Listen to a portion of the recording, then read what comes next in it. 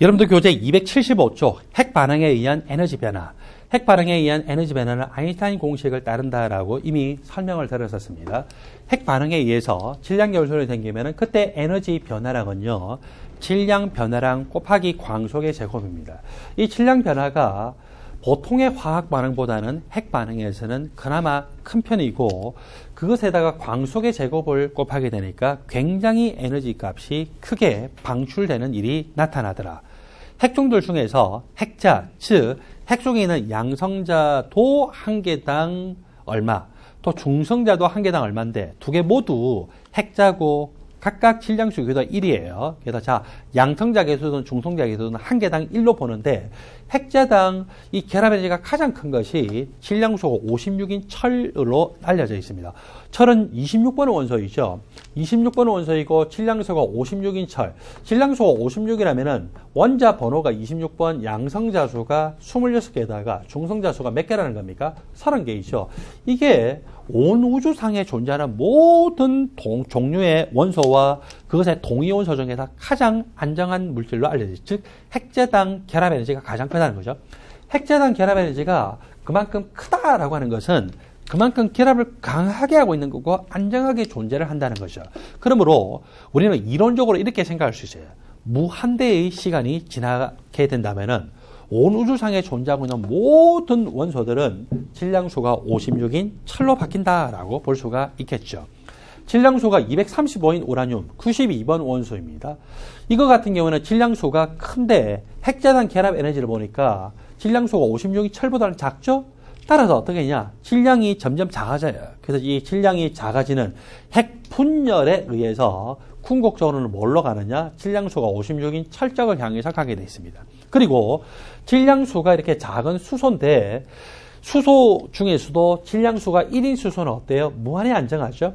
그리고 여기서 중성자가 한 개 더 들어오게 되면 질량수가 2인 수소, 이중수소라고도 하고 중수소라고도 하는데 이것에서부터 점점 이 핵자들이 합해져서 질량수가 56인 철, 물론 원자 번호가 1인 수소니까 양성자만 하더라도 25개가 늘어나야 돼요. 중성자는 몇 개 더? 54개가 더 늘어나서 56개가 돼야 되겠죠.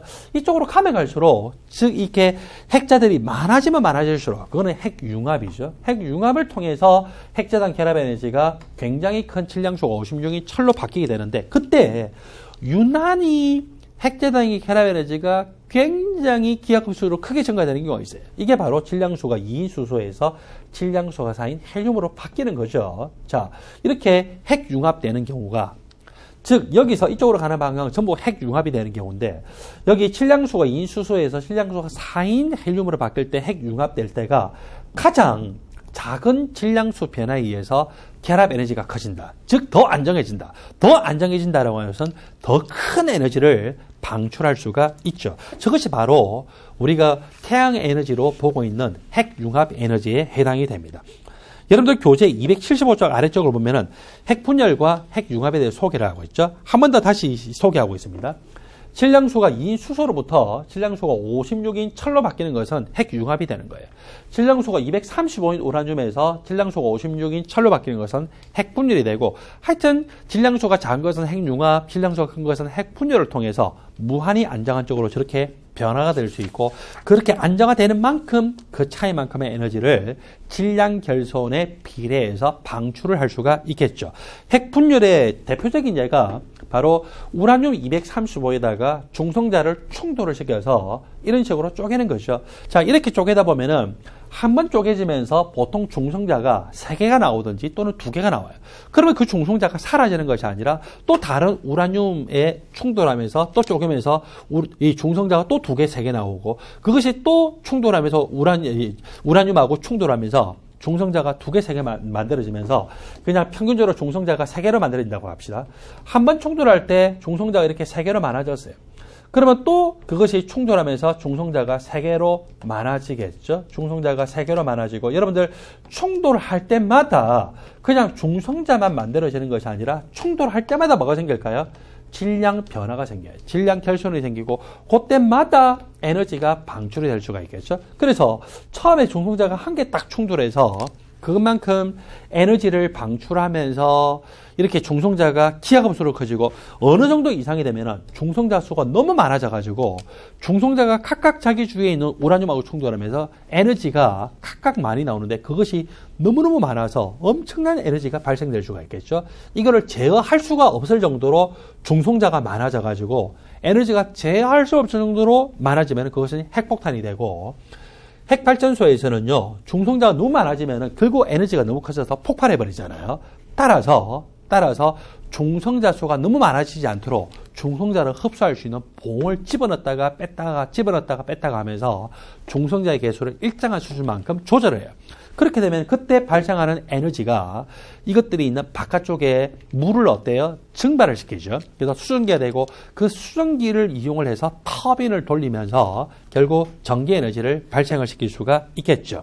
여러분들 교재 276쪽에 괄호 1번 핵 분열을 보면은요. 보통 이렇게 우라늄 235로 우리가 많이 사용을 합니다. 우라늄 235 같은 것들 실효의 양이 적으면은 중성자가 핵하고 충돌할 수 있는 빈도가 적은데 실효의 양이 많으면 할수록 중성자가 핵하고 충돌할 수 있는 빈도도 높죠. 또 중성자가 많이 생성되죠. 더 중성자가 많이 생성되면서 이 우라늄 235 같은 것들과 충돌하면서 에너지가 많이 발생하고 더 이상 우리가 제어할 수 없는 엄청난 에너지가 생기게 돼요. 보통 이렇게 중성자 수가 제어할 수 없을 만큼 점점 기하급수로 많아지는 이런 반응을 체인 리액션 연쇄 반응이라고 하고 이 연쇄 반응이 일어나는데 필요한 최소 전량을 우리는 보통 56kg이다 라고 보죠. 우라늄 235를 기준으로 그래요. 그 질량이 이렇게 되고 저것보다 더 많아져서 이 굉장히 큰 에너지를 한꺼번에 많이 방출할 수 있는 그게 바로 핵폭탄만큼의 질량이 될 수가 있겠죠. 자, 원자로의 원리는요. 좀 전에 제가 이미 이야기했다시피 중성자가 너무 많아져가지고 제어할 수 없을 정도로 놔두는 것이 아니라 적당한 중성자의 개수가 그 원자로 내부에 있는 핵연료, 우라늄 235들 그 사이에서 계속 유지를 할 수 있도록 이렇게 중성자를 흡수할 수 있는 봉, 보통 카드뮴이나 붕소로 만드는데 그걸 넣었다 뺐다 하면서 조절하면서 항상 일정한 정도만큼의 에너지를 만들어내도록 한다는 것이죠. 그리고 여러분들 교재 276쪽 아래쪽을 보니까 핵융합이 일어나는 부분에 대해서 이야기합니다. 핵융합이 일어나는 이 부분에 대해서 하여튼 결론적인 것은요. 질량수가 2인 수소와 질량수가 2인 수소 두 개가 딱 만나면은 질량수가 4인 헬륨으로 변화가 됩니다. 그때 이렇게 변화될 때 질량 변화가 있어요. 질량이 하여튼 감소가 됩니다. 약간 질량 결손이 생기고 이것이 아인슈타인 공식에 의해서 에너지가 방출되는데 엄청난 에너지를 방출하더라 이거죠. 이렇게 우리는 질량수가 2인 수소를 먼저 만들어요. 기본적으로 자연계에 존재하는 수소는 질량수가 1인 수소죠. 여기다가 뭐를 더해요? 중성자를 더해가지고 질량수가 2인 수소를 만들죠. 그래서 이렇게 질량수가 2인 수소가 결국 합해지면서 질량수가 4인 헬륨이 만들어지는 것에 의해서 굉장히 큰 에너지를 만들 수 있습니다. 질량수가 4인 헬륨은요. 이것이 중성 원자 상태에서는 무한히 안정한 핵종이죠. 따라서 우리가 핵분열이 일어났을 때, 즉 바로 앞을 다시 한번 볼까요? 우라늄에다가 이렇게 중성자를 충돌해서 이런 식으로 중성자 또 만들었는데 이것들은요 방사성 동위원소예요. 이것들 자체가 알파선, 베타선, 감마선을 내놓을 수 있는 방사선 동위원소거든요. 그러니까 핵 발전을 할 때는 에너지를 크게 얻는 거는 맞긴 맞지만 이 연료라고 하는 우라늄 자체가 방사성 동위원소고 그것이 중성자하고 충돌해서 생성되는 부산물 자체가 또 방사성 동위원소이기 때문에 이 환경 오염적으로 보면은 엄청난 재앙을 불러일으킬 수가 있죠. 그런데 핵융합이 일어나면은 그때는 질량수가 2인 수소도 방사성 동위원소 아니에요. 이거는 안정한 거예요. 무한히. 그리고 질량수가 2인 수소 이것도 굉장히 그래도 그나마 무한히는 아니고 그나마 안정한 것인데 이것들끼리 반응을 해서 진짜 무한히 안정한 질량수가 4인 헬륨을 만들더라는 거죠. 그래서 질량수가 4인 헬륨을 만들면서 저것이 결국 어떻게 돼요? 질량수가 4인 헬륨이 무한히 안정하기 때문에 환경 오염적으로 보면은 굉장히 안전하겠죠. 여러분 교재 277쪽을 보면은 수소 핵 융합의 창점이 나와 있는데 융합 생성물인 질량수가 4인 헬륨 원자가 비방사성 핵종이고 무한히 안정하기 때문에 좋더라. 그리고 이것 때문에 주위 환경을 오염시키지 않죠. 주위 환경을 오염시키지 않는다는 것은 부산물로서 이 부산물로서도 알파선, 베타선, 감마선을 내지도 않고 지금 질량수가 2인 수소 그 자체도 어때요? 알파선, 베타선, 감마선을 내는 것이 아니기 때문에 굉장히 안정하다는 거죠. 그 다음에 단점이 있는데 기본적으로 수소 핵융합, 즉 여러분들 그래프를 보면은요. 질량수가 2인 수소에서 질량수가 4인 헬륨으로 가기 위해서는 그만큼 결합 에너지가 커지죠. 결합 에너지가 커진다는 것은 이 상태가 결합 에너지가 작으니까 불안정한 거예요. 이 상태가 결합 에너지가 커지니까 안정한 건데 이 불안정에서 안정한 것으로 가기 위해서 일종의 활성화 에너지와 같은, 물론 활성화 에너지는 아니에요. 활성화 에너지 장벽과 같은 그런 뭔가가 필요한데 그때 필요한 온도가 수천만 도 이상의 온도죠. 이게 수천만 도 이상의 온도는요. 사실 핵폭발이 아니면은 쉽게 얻을 수 없는 온도에 해당이 되거든요. 그래서 이런 온도를 물론 우리는 핵폭발이 아니라 다른 정기적인 방법이나 이런 방법을 통해서 만들어내긴 하지만 굉장히 높은 온도가 필요하다는 것이 일단 단점이라면 단점일 수가 있습니다. 그 다음에 핵융합 반응이 일어나면은요. 결국 이렇게 질량수가 2인 수소 이런 것들이 만들어지고 중성자나 또는 X선 방출이 일어날 수가 있거든요. 그래서 그때 용기의 부식이 일어날 수 있다라고 하는 단점이 있지만 이것도 핵 발전 우라늄 235를 사용하는 것에 비하면은 거의 단점이라고 할 수가 없습니다. 그래서 우리는 미래의 에너지를 어느 과학자들도 예외 없이 다 생각하기를 적어도 지금부터 10년에서 20년 뒤가 되면은 핵융합이 우리의 모든 에너지의 근원이 될 거다라고 생각을 하고 있습니다. 여러분들 교재 277쪽을 보면은 핵 변환이 일어나는 부분에 대해서 간단하게 소개를 하고 있죠.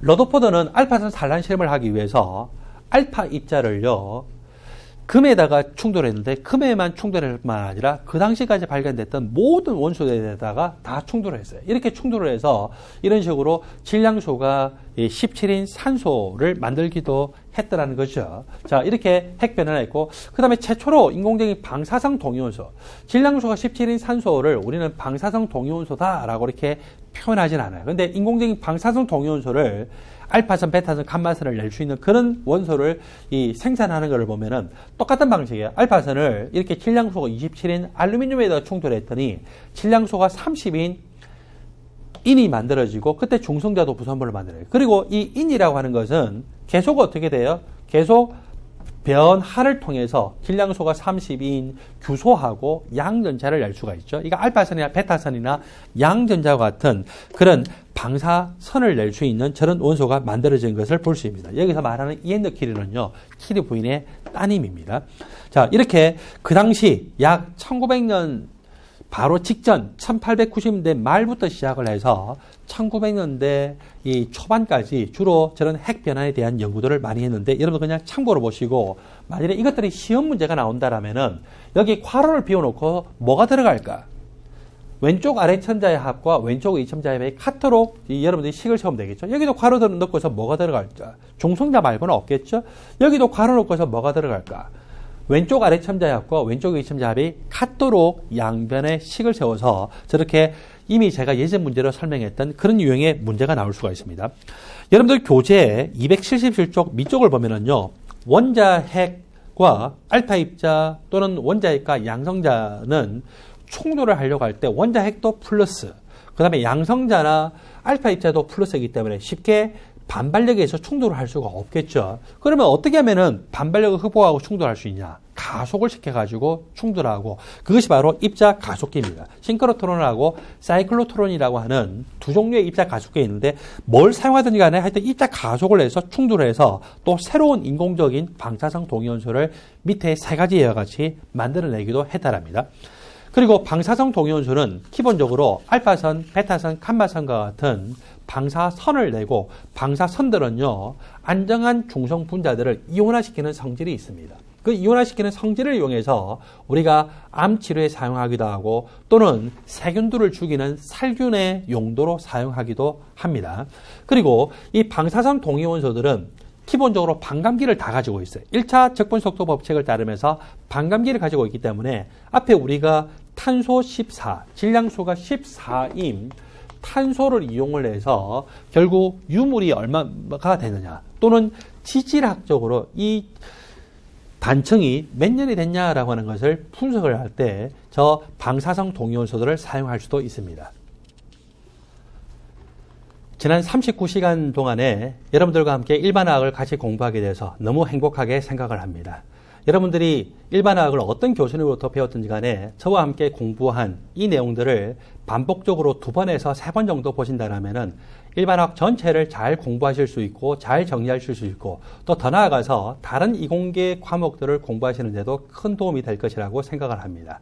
여러분들 어떤 꿈을 가지고 계시든 간에 여러분들이 가지고 있는 그 꿈을 이루기 위해서 적어도 10년 정도 동안에 열심히 노력하고 또 공부를 하십시오. 그러면 여러분들은 그 분야에서 대가가 되어 있을 것이고 또는 여러분들이 그 분야에 대해서 아직은 잘 모르지만 그 분야를 10년 정도 하게 되면은 여러분들 나름대로의 어떤 깨우침을 얻게 될 것이기 때문에 여러분들이 원래 원하지 않아서 선택한 그 분야라 할지라도 매우 잘하게 됨으로써 여러분들이 그것에 대한 애착과 또 사랑을 가지게 될 것이라고 생각을 합니다.